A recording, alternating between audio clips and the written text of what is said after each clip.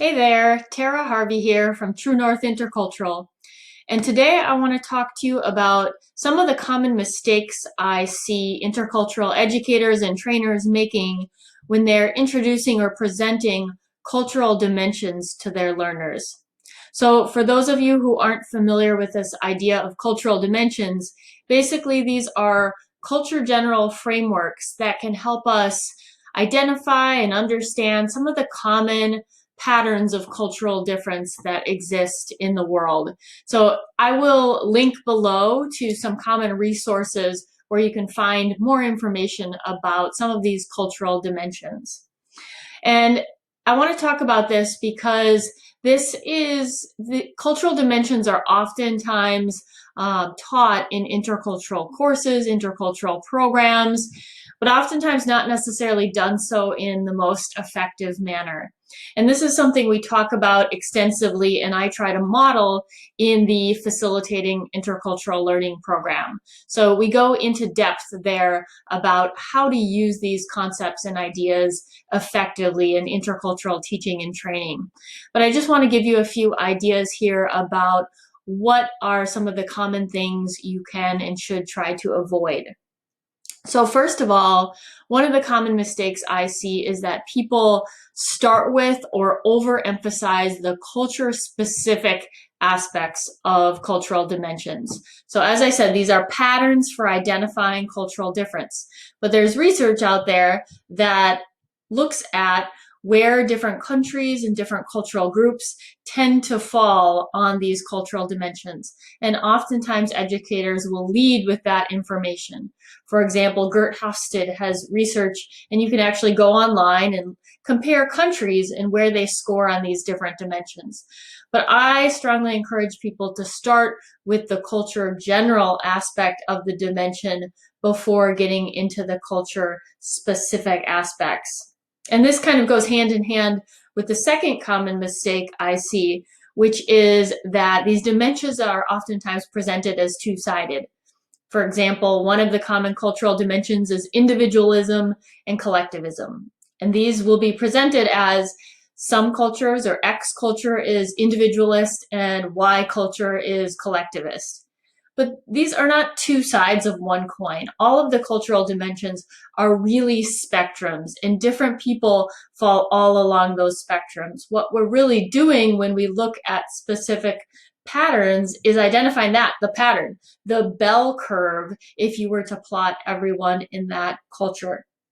So between overemphasizing culture specific and oftentimes presenting these as two-sided concepts or theories, that oftentimes leads learners to see these as stereotyping and to reject cultural dimensions. So that is kind of a drawback of presenting these dimensions in an ineffective way. Now, remember, the idea in helping people develop their intercultural competence is to help them see cultures and cultural differences and commonalities in a more complex way. So that's why we don't want to focus on providing information that tries to oversimplify things. We want to provide concepts and ideas that help people recognize and identify patterns while also still appreciating the complexity and the role of context in these situations.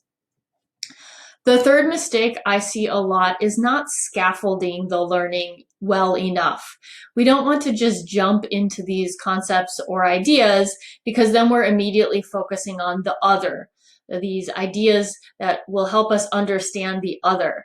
But self-awareness and understanding what culture is and how it impacts us is really important before we even turn our lens to think about cultural others. So that's the third mistake. The fourth mistake I would identify is that a lot of people share too much or present too many cultural dimensions to their learners. They think they have to share all the cultural dimensions that exist or all the ones identified by a specific person, when really I suggest identifying just a couple of the core cultural dimensions. Obviously, it depends on your context and the time you have with learners, but really dig deeper into a couple of the primary cultural dimensions that might be at play in your context, and use those on a deeper level and really think about them in the learner's own lives and in the context that they're going into, and understand them in a deeper way using case studies, etc., as opposed to just throwing a lot of information about all these different cultural dimensions at your learners. So that's mistake number 4. And the final mistake, number 5, is that people get scared. Because of all these things that I've mentioned, people get scared of introducing cultural dimensions, and therefore the mistake they make is not to introduce them. And that's a mistake because if you're not introducing your learners to any sort of culture general frameworks or concepts that they can use to start to identify patterns in cultural difference, you're not really giving them tools to make sense of their experience in a cultural way. Then everything is seen as more personal. So it's really important to introduce these frameworks, but to think very intentionally about how to do so in a way that's going to be most effective in your learning context. So really what I want to emphasize overall is that you should try to notice if you feel like what you're doing is explaining cultural difference. That's not our goal in intercultural training. That is oversimplifying things. You do not want to feel like you're explaining cultural difference to people, because context always matters. Things are more complex. What we want to do is try to facilitate others' intercultural learning journey and empower them with the tools to try to make sense of the experiences that they're having when they're having them. So if you notice that it feels like you're explaining, look at what you're doing and how you're doing it, and think about how you might instead try to facilitate another person's intercultural learning journey. So I hope that's helpful. I'd love to hear from you about how you use cultural dimensions or other culture general frameworks to help your learners, your students, or your colleagues develop their intercultural competence. Thanks so much for listening. Bye for now.